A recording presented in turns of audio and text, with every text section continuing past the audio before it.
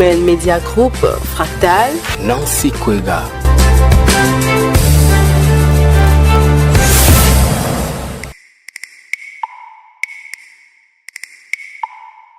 Bonjour chers abonnés et futurs abonnés de blog.hotelsanctamaria.com. Pour ce nouveau numéro de Fractal, nous irons à la découverte de la Togolaise Sophie Ekwe, journaliste de profession et auteure de plusieurs livres à l'instar de Cuisine et Tradition, Recettes d'Afrique, Carnet de voyage culinaire à la rencontre des peuples africains ou encore Au nom de la vie, Histoire des prénoms africains. Elle s'entretient dans ces mini-épisodes sur la signification des prénoms de chez nous et des Africains avec Hervé Nomignon. N'oubliez pas de laisser vos commentaires et suggestions sur blog.hotelsanctamaria.com.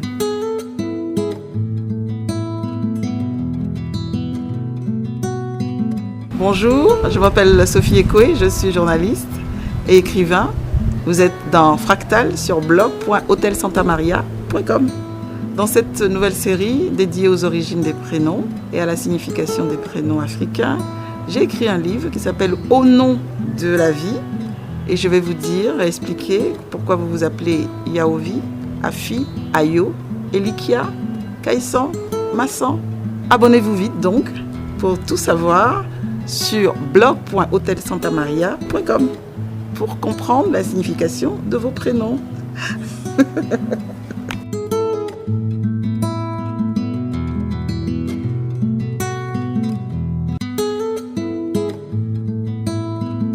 Pour ce deuxième épisode des origines des prénoms africains, nous allons parler aujourd'hui du prénom Babatunde. On dit Babatunde, mais on dit aussi Tunde.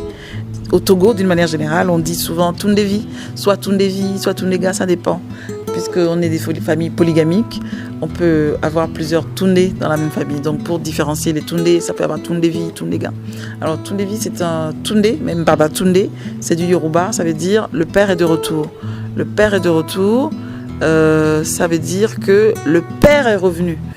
Parce que les noms ont toujours une signification. Chez les Yoruba, on identifie 3 sortes de noms. Quand quelqu'un vient au monde, on lui donne 3 sortes de noms. Je vais aller très rapidement.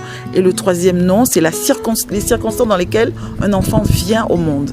Si un enfant vient au monde, après le départ du père, c'est-à-dire la mort du père, le père meurt, et un enfant vient au monde après, on appelle l'enfant Babatunde, ça veut dire le père est revenu. Puisqu'on estime qu'un enfant ne vient jamais au monde tout seul de lui-même, c'est toujours un projet familial, c'est vrai, mais qui devient un projet humain, un projet pour l'éternité, parce qu'il revient pour reprendre la vie de quelqu'un qui est parti. Donc Babatunde, si vous vous appelez Babatunde et que vous ne le savez pas, peut-être que vos parents n'ont pas eu le temps de vous dire ce que signifie ce prénom Babatunde, c'est que vous avez un prénom très fort, très puissant. Ça veut dire que vous êtes à la fois vous-même, mais que vous portez aussi les signes de votre ancêtre, de votre père, de votre grand-père aussi.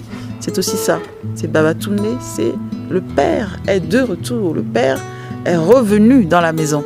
Cela veut dire ça, Babatunde. Même si c'est une fille? Ah, Babatunde, que c'est une fille, c'est Iyabo. Iyabo, ça veut dire la mère. Voilà, donc en fait, on réincarne, la réincarnation se fait à travers les sexes. À travers les sexes. Donc on reprend la vie ou de la grand-mère si on est fille, et on reprend la vie du grand-père ou du père si on est garçon.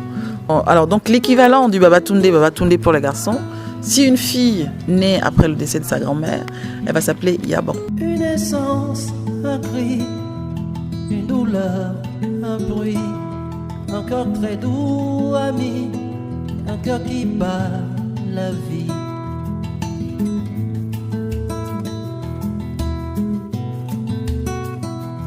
Je voudrais m'arrêter sur ce bonheur qui m'est donné. Cette force jaillit de sa fragilité.